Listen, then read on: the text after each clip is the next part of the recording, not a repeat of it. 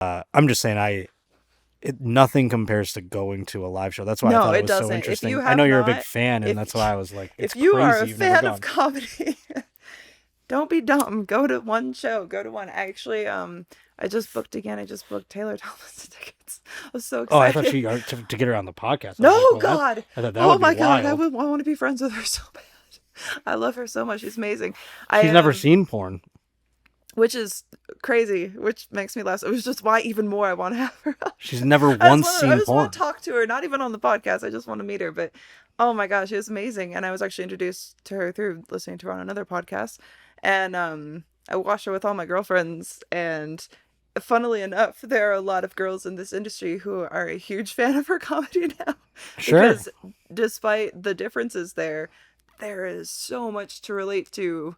And people will, it is what it is. Everyone has trauma everywhere, but I will say that this is definitely an industry that attracts those That's with wild. I some wonder sort if of trauma. she even has any inkling. I mean, obviously she I knows think she's she's tapped amazing. into this mental If you health. ever hear this, you're amazing, Taylor, and I want to be your No, friend. I love Taylor. She's fantastic. She's a talent. But I'm wondering if through doing this like last hour on mental health or Oh whatever, my I mean, like, God. I Just, wonder if she realizes that there are people in things like porn which she doesn't you know what I'm saying? Like things and that it's she like she doesn't even relate said, and to. what I cool, she's like, there's nothing wrong with it. She's like, I No, don't care. yeah. One of my favorite things is porn is real. They're really like, they are. They're really and it cracks me up so much. That's And I funny. see that there's like no hate there. It's just like not her thing. But I'm like, girl, you have no idea how much what you say resonates with a lot of us. And That's what I'm saying. Like to yeah, resonate with people that she probably in her eyes thinks she wouldn't relate to in any way. for sure. And I mean, not to put that on what I her. realized that a lot of things that come back to, especially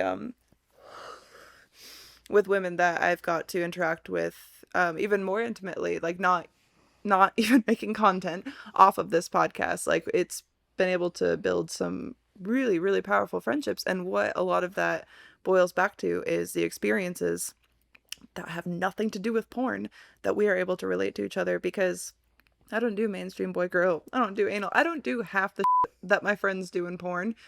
I can't even relate to them necessarily on a work level, other Mm, than like the understanding of, where we stand in society and things like that. But at the end of the day, everything that we boil down to, that we kind of build that friendship on, is a lot of very shared trauma. sure. Like surprisingly shared. Well, there's a lot of, I mean, the But humanity of differences in it. trauma as well. But at the end of Sure. the day.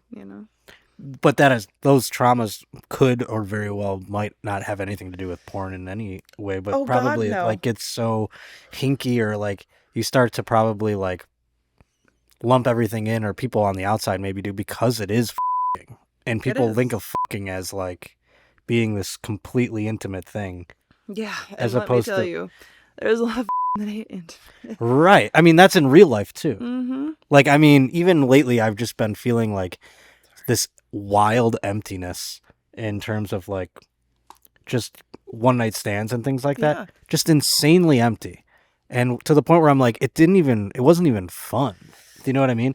And I could imagine a person in porn letting fucking get to that level. But then you meet ones that are like, have such the love of the game where you're like, well, at least, like, I don't know. I mean, I don't know how they would be in their personal life Yeah. having sex, but it's like the love of But the game is so strong. You're like, of oh my course, God. yeah, like some people are just in it to win it. And let me Yeah. tell you, like what I do now, and the type of content that I make and actually choose to do now, is like the content that I want to be making. Yeah. And so I am in it. Like it is so fun. I've been filming some fun stuff lately. But it's like I am definitely a person who had a lot of sex that was like so bad to the point that I pretty much disassociated from sex Hmm. being in this industry. And that had nothing to do with the industry.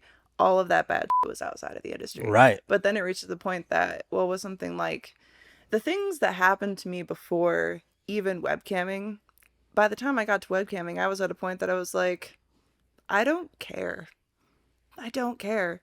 I was way broken before I got into the industry. And if anything, now that I'm out of that bad situation, the industry has given me such a new perspective on life, and it has afforded me so many opportunities, even along the way of that huge period of garbage, and set me up to be in a position to actually leave that bad Hmm. situation.